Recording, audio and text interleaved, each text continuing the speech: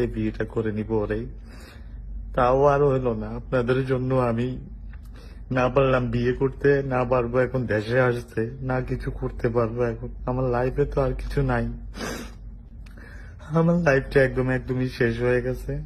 এবার টিকটকার অপু ভাইকে ছেড়ে চলে গেল তার গার্লফ্রেন্ড।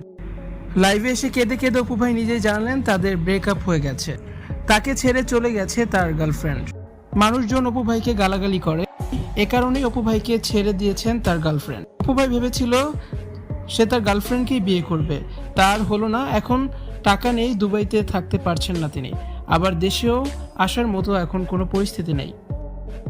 দেশের আলোচিত টিকটকার অপু ভাই, যার অনুসারী কোটির উপরে, বেশ কয়েক বছর ধরে একটি বিদেশি মেয়ের সাথে ভিডিও তৈরি করে আসছেন অপু ভাই। ওই মেয়ের সহযোগিতায় আর টাকা পয়সাতে দুবাইতে লাক্সারিয়াস লাইফ লিড করছেন তিনি।